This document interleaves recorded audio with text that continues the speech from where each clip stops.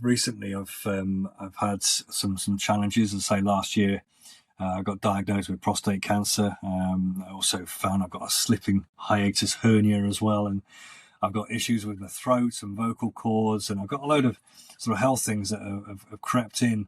But unfortunately, our mother's nature's way of helping balance, with wisdom and experience and knowledge, you have to balance out, along with that, you can have some of this. And again, it kind of gives you empowerment by how you react to these things. And I know we were talking earlier on, when I first got my cancer diagnosis, it was as soon as you hear the word cancer, it's kind of like it puts you right, it knocks you sideways. And I've got a good friend of mine, Ben Edwards, Dr. Ben Edwards, who we've done lots of cycle races and events over the years. I got to know him really, really well, and he's been a great friend. And he's gone through some enormous challenges. He had cancer at 16, and then he's run countless marathons and Marathon des Sables and the Everest Marathon, and he's done countless fundraising things. He's had a brain tumor as well, which he always brings up, whenever you're feeling a bit sorry for yourself. He goes, "Have I told you I've got a brain tumor?" Which always puts things in balance. But he's been a good friend. He came as soon as he heard the news. He rang me that evening to see how I go on, and he came straight from work. He works at John Moore's, and he came straight over, and it was great to put things in perspective. And this is what we were talking about before: surrounding yourself with good people. And I emptied half a bottle of Penderyn's finest Welsh whiskey, and I dealt with it. It was that conversation that I had with him that put things into perspective.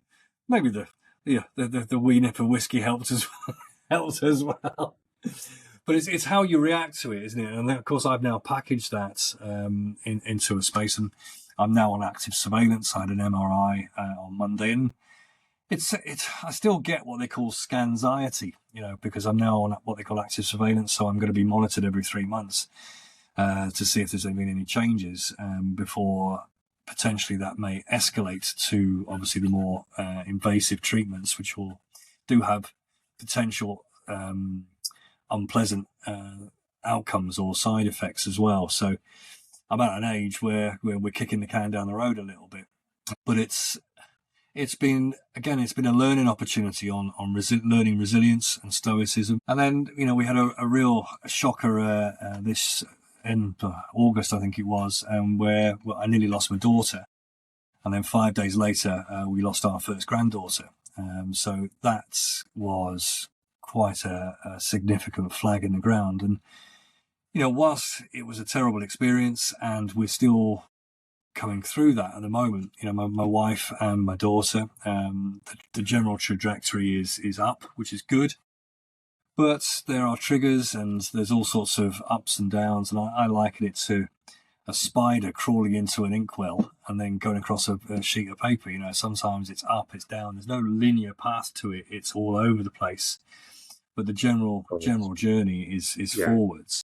But even in those dark, horrible times, there's been learning from it. And Olivia is fantastic. She reads. She's a voracious reader, so she's researched loads of things. So she now knows that she's going to be far more powerful in her knowledge. She's also going to be under a specialist.